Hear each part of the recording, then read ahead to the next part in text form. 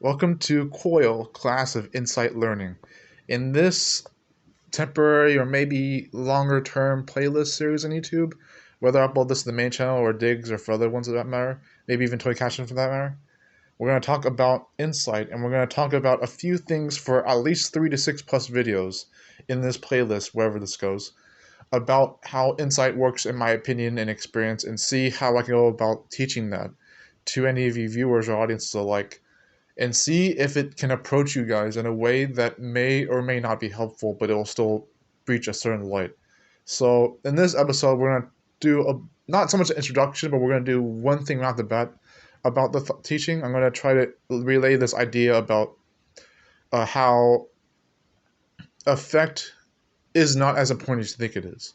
We're going straight into it. No introduction necessary, I guess you could say.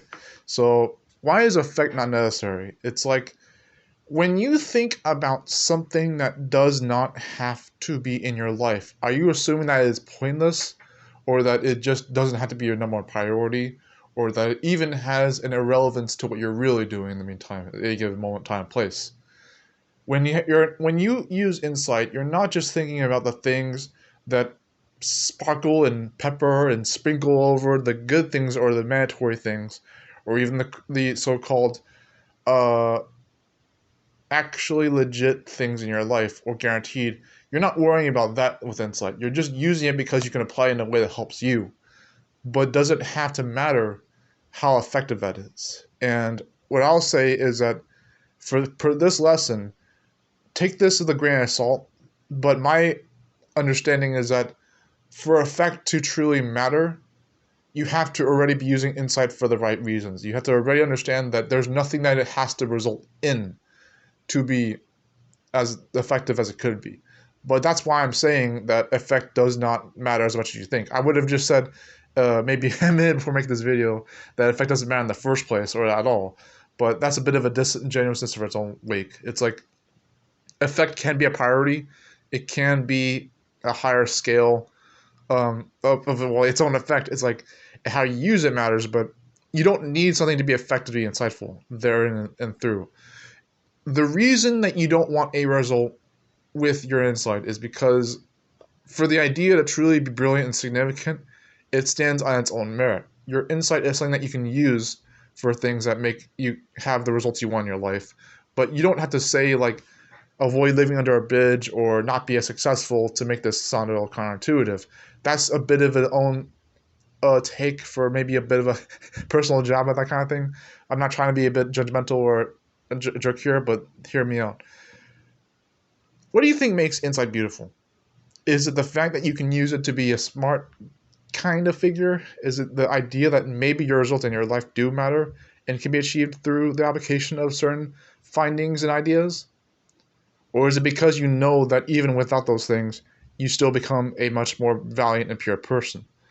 You don't need insight to be special or extraordinary. You don't need it to do things and even certain lights that shouldn't have to be possible for, or even break certain grains and salt. And I mean like breaking the mold of those things. Like more like you could find newer heights and reaches and stretches of those things when you are insightful, but you don't need to be successful, and you don't even need the effect of your insight to be the point. What you can do with insight is beautiful in itself. I'm saying that effects and results aren't what you think they are. When you become someone who you want to be, it's not necessary for that to be an effect that you wanted, or an effect that you thought you needed or wanted. You never actually have to have anything in your life done for any certain survival, or maybe that's a little bit paradoxical or impossible, but certain survival needs or certain happenings that you would rather go through, certain sacrifices as per learning. We'll get to maybe that maybe another playlist video. You do not need things to happen because you're insightful. Is what I'm trying to get at here. If you can handle that, if you can surrender control over things that don't have to happen because you depend on that insight for whatever reason, even if that's not my way of going about it, not my preference of going about it, I would hope to relate to you that there is a beauty behind things that happen the way they do, no matter what that means, and the way that you can apply it without being as needy for those things. Take care, guys. Episode 1. To Class of Insightful Learning, Episode 2. We're probably going to title this When Freedom is Not a Bad Thing. And we're also going to probably rename the playlist as something like Stretchy's teachings or something like that as well. And we'll probably go with 26 episodes instead of just 3 to 6 as per like an alphabet numeration. So we'll title these last two A and B episodes and then go to Z for 26 and see if we can go for that.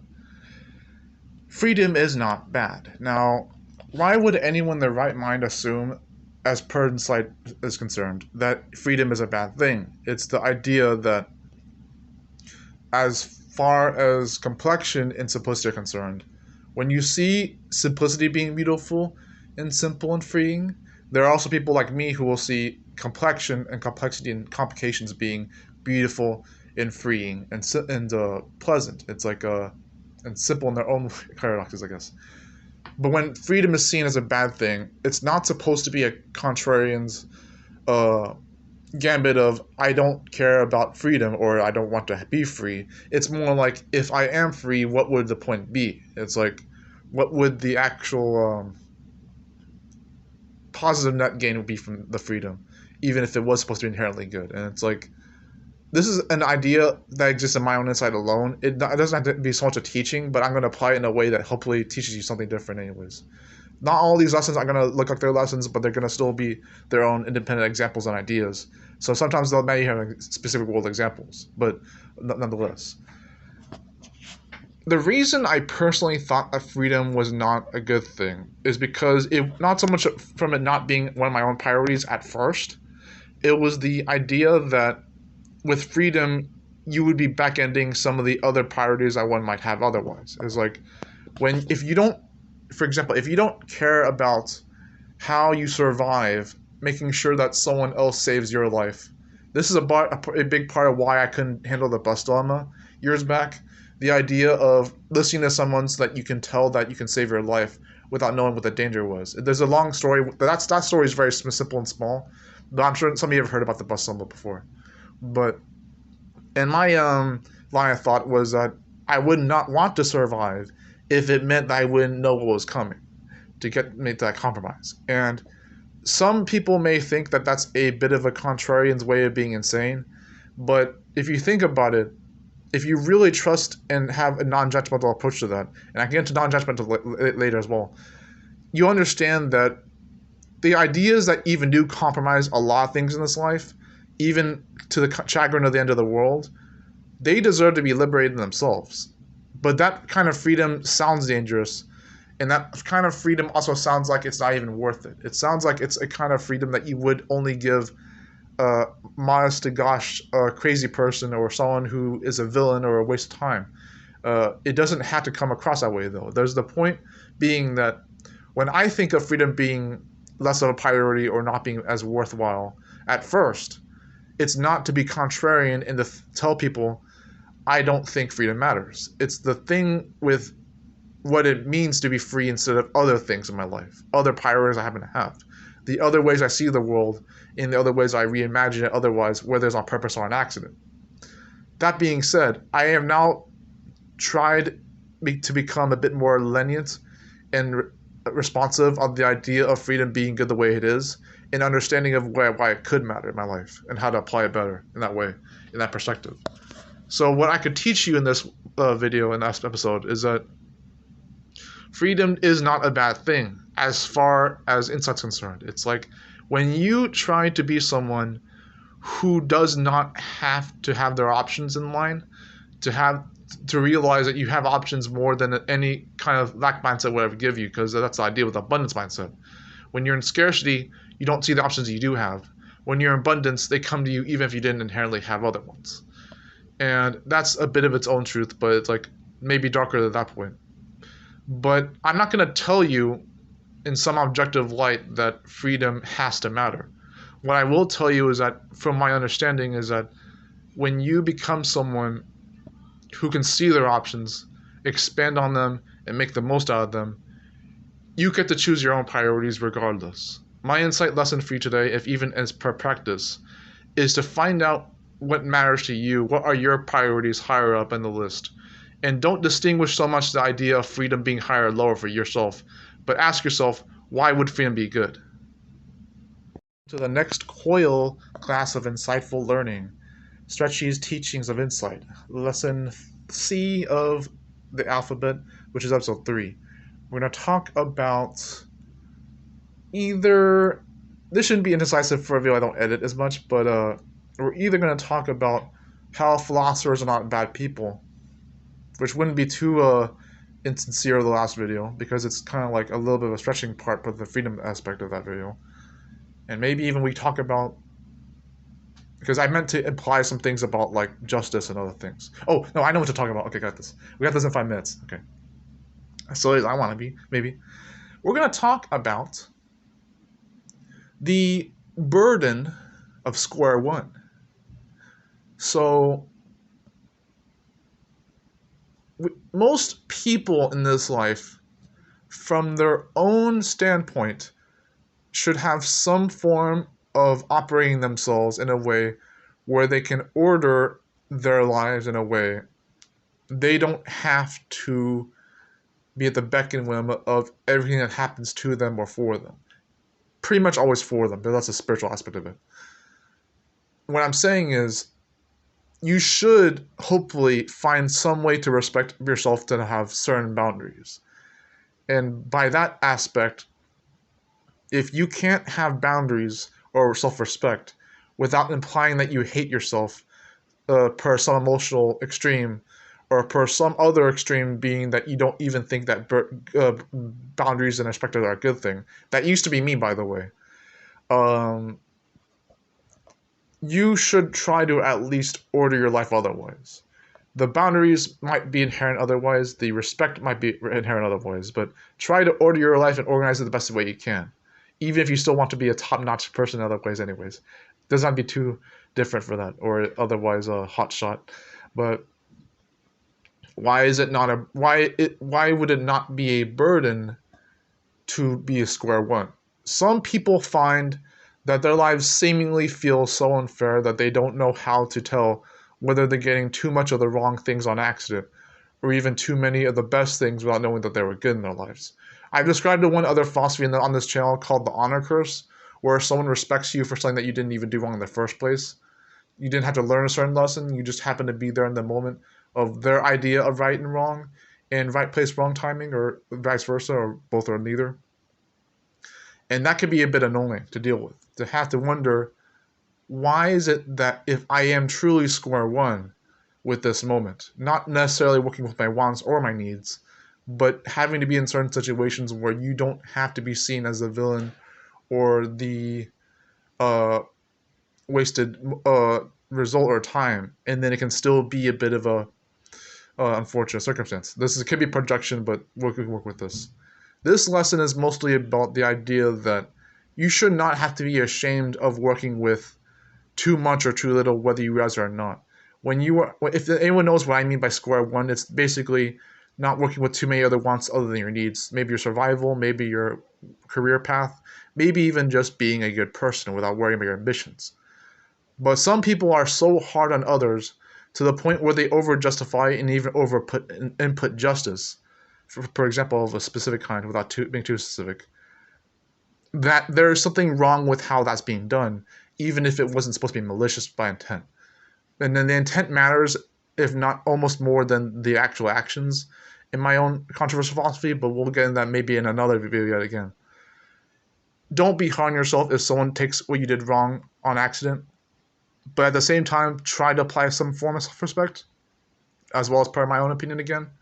Some form of boundaries will be good, some form of surrendering control over certain things that you don't have to worry about, and the thing with actually being good about doing what makes you happy, for its own other specific example without worrying about what people think of you, another not as specific example. There is nothing truly burdening about being on square one, but try to do something that you enjoy. Try to not be as crucified on yourself as well as people may be on you, being judgmental of that. When people take what you do wrong, whether you meant good or whether you meant to be better about it anyways when it was still your passion, or even without being specific at all, just doing what you think is right in any given moment, that could be teaching you something that not even I know about, which is the idea that there's less strain from doing something from the first point. C.O.I.L's Class of Insightful Learning, episode 4 or episode number alphabet D. Presence is not an event.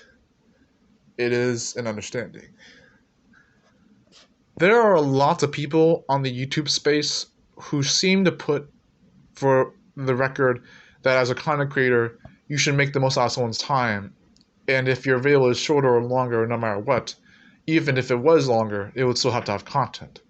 There was a controversy I had with this, my own take, my own philosophy, that time does not equate content. And the reason I said that on my channel is because I even made some other artistic visuals of that as well, and some other cool stuff. Maybe that would be a little different for what I understand that message, if that's what it means. The idea that you don't need that time to have content. And for this lesson of insight, we're going to talk about why it matters to have presence be its own thing, without worrying about what occurs or happens in it.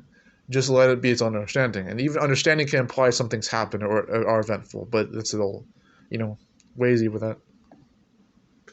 For the next 4 minutes, I want you to bear with me, because we're going to meditate for 10 seconds. Here we go. Useless 10 seconds. Here we go from 118 to...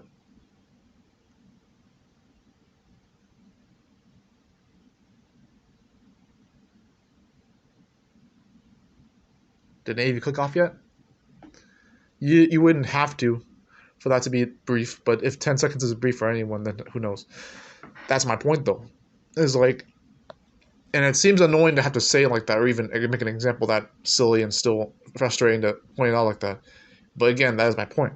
It's like, if you absolutely needed that time to mean something, to make the most out of, to get straight to some example or message or argument that you wanted to have to be there for why you were there, it's a little bit too demanding for my own stringent teaching and my own stringent ways of living. And it's like, I can't give you the answers that you don't have to find here. Sometimes I could give you things that I didn't even know I gave you, as far as what I thought I was teaching or what I didn't have to do, because that can be also perspective as well. But my point here is that if you're so far with the turkey greaser of results, trying to extract all the answers you want and need in life all the time, that can be a bit too demanding. And it's not that you need all those answers, even if you thought there was a good way to apply them. I just think that there's a better way to apply this without only being result-oriented. As far as the world only caring about results, as far as the sense of urgency is concerned, as far as anything in life wants you to have answers without having to pressure you, but you pressure yourself. I'm not trying to say this to be mean, but the thing is, as direct as I can be about this, I am a firm believer in surrendering that control, because something that I've been taught, which I didn't mention last episode, I didn't want to be too thievery on that, is that you never need, had, or want to control. You can surrender a lot of things beyond the let it go kind of aspect. That can be a little annoying for some people. But even the more sincere way to say it would be just to, it's okay to let go. But it's like, depends on what it is maybe, but we'll see about that. Why, however, do you not need presence to mean something, or to have a certain eventful promise of purpose or action, or as per other episodes as well before, or something that it could actually make the most of that time in general, the general space of that? Why do we not need that time and presence to mean something? Either way, it's because you can understand things even when you don't have what you want. And I know someone out there knows what I mean by this. It's like, you don't have to get what you want to get a better perspective of something that you could actually have never imagined being better. Sometimes the universe in the spiritual light works in very mysterious ways. You get things that you couldn't possibly imagine being good for you, but they were, right? And that's the same thing with your timing. Don't worry about doing things right the first time, even if that's still a good principle. You can get a lot of things in this life done really well if you surrender certain amounts of control. It doesn't have to be all of it. You could surrender all control, but it doesn't have to be like that. But in my opinion, just surrender at least a good amount of control anyways. And here's the thing. It's never going to be too late for anything. It's never going to be something where you just have nothing happening in the present moment for a long enough time. The road is going to feel boring at first, But you'll get farther in life knowing that the things that you do not have to hold on to will have to be resulting in anything. Episode 5 or E of the C.O.I.L Teachings of Stretchy for Insight, or also known as the class of insightful learning. Here we now come across a 5 to 6 episode stretch where this is probably the end of the, almost, if even the end of the first part of 5 sets of episodes. I might upload these together in the same video, or 5 separate videos, or 6. We'll see how that goes. We're gonna talk about the time bomb of the common denominator. And this is about a relatively weird way of seeing the world, as if I haven't ever done that already. Whenever someone points out that you did not have to see something in a certain way, doesn't have to necessarily be an overcomplication, but in a certain other light of how maybe comparing certain events for any other amount of time or circumstance that you don't know how to understand. And so you try to compare two different irrelevant things, trying to understand it better, because to you those things are similar. If that doesn't make any sense whatsoever, good. Because that's the point. It's like, that's what makes it so stressful. It's like the idea that you have to process something when you are only in that swimming pool, not knowing how to swim, and someone tells you just swim. That's the same frustration that people have with complication in itself. Doesn't have to only be that though. The time bomb of the common denominator goes like this. When someone, for example, doesn't have to be the only way like this, but someone, per example, says, you're overthinking it. You take that moment and that memory, you hold on to it without a vice grip. You do hold on to it though. And then by the time you have the timer running towards the next moment that you have over basically the same thing. You overcomplicate something else. You take that other moment, you compare the two of them together, you find the common denominator, you overcomplicate that. But you're trying to understand what makes these two things different. And even though if they're already irrelevant anyways, you try to find out what makes them overcomplicating by differentiating and comparing what makes them truly complex. And then you're like, okay, if they're right the second time about the same concept of this being similar, and that they're both complications, what makes it something that I'm doing off-center? And this is something that I think a lot of complicated people have done, where they don't know how to wait too long to tell, but if they have a good enough memory, they'll be able to do this. That's just one example of how stressful that ends up being for everybody. It's like the people who don't have to know what you're doing right and wrong versus the things that becomes better with time. If you're using it properly, it doesn't have to be the right way to do it. But this common denominator strategy doesn't necessarily have to work. It does not even necessarily be the point. It does happen to work for certain things like meaning of life or freaking purposes of people's lives. It does work in that aspect sometimes, and that can be another video. But this timing of the common denominator happens to be a way that people who may or may not be confusing their own lives will operate. What I can teach with this is that ask for help sooner. Because if you're waiting to find out how something makes sense, even to the chagrin of people who make less sense for you, it's not necessarily anyone's fault at this point, but try to ask for that assistance from others sooner, and maybe in a less materialistic and shallow standpoint, maybe realize that you have all the answers you need. You always have all the answers you need. You could ask for help sooner, otherwise, like I just said, but maybe I'm not teaching much else other than that, if I even am teaching anything. But that's the idea of the timing of the common denominator, is that when you're trying to complicate things, just to make sure that they can still make more sense to yourself, you don't have to worry about other people's influence with that, if even a second time, to finally do that. Ask for that help from yourself first, I would recommend. Ask yourself for that help first, because maybe even ask yourself for help sooner, and then that would make sense for my own lesson. Take care, guys. That's it for this first part of 5 of the video lists. I probably upload these separately, but if I don't, there'll be a together montage of 5-6 videos straight up. The next set will go after A and E from F to wherever F, G, H, I, and then J, if even. Yeah. C.O.I.L episode 6, letter J. No, not J. I mean, that's the other end of the videos. This should actually be a F then, if I didn't end on E. So we're doing C.O.I.L's Class of Insightful Learning, episode 6. Yeah. Relax. That's it.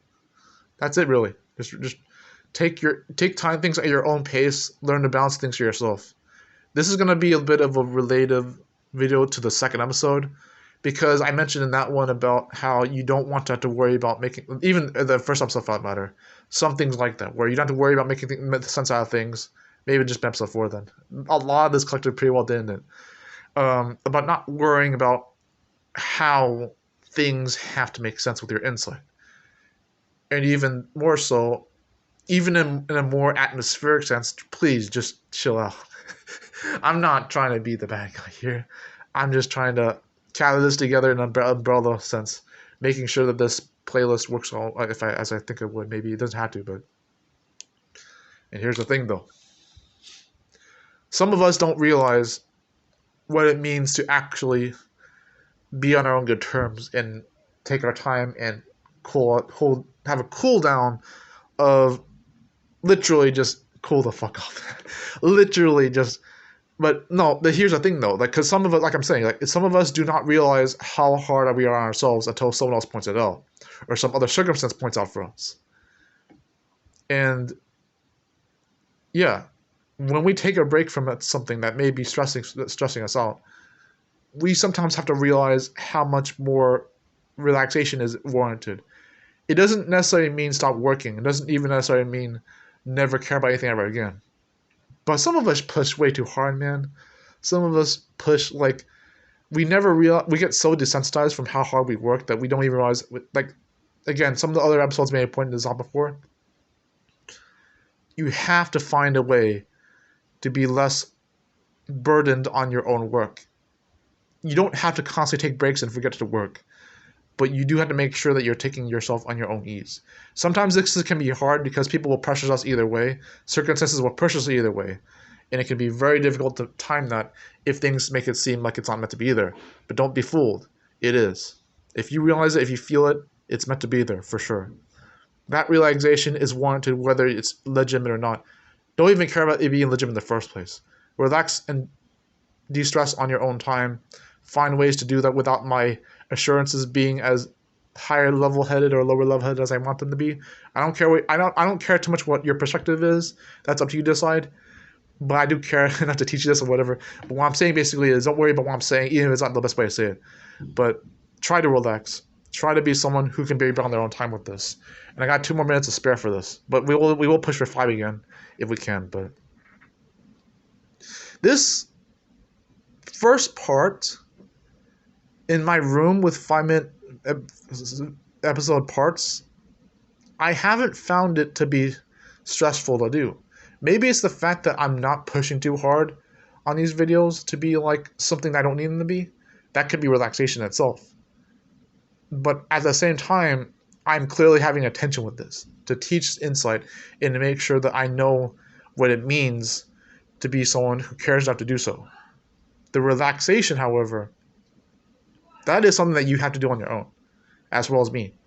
We relax with or without the insight, but it happens to be an insightful lesson because there are insightful ways to apply relaxation. One of the best ways to do it is what I probably just implied in this video, which is to relax even if it's impossible to do so.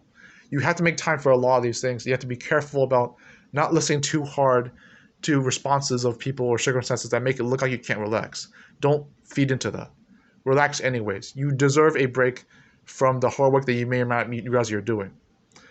Again, we are so hard on ourselves, we can be desensitized to realizing how much break we need. Perhaps some people do take more breaks than necessary and do anything but need a break. But it's like, but how would you know otherwise if you didn't try? You have to find a way to relax at some point. Because everyone has human limits, and everyone has those limits, whether they actually have more power in those limits or not, or even less than desirable. You find for yourself what makes you calm down in a good light, in a positive perspective, And then, if you need the work to be done, as it is mandatory at some point, don't be hard on yourself even then. It works off with any attitude conference at this point. The confidence of your own breaks.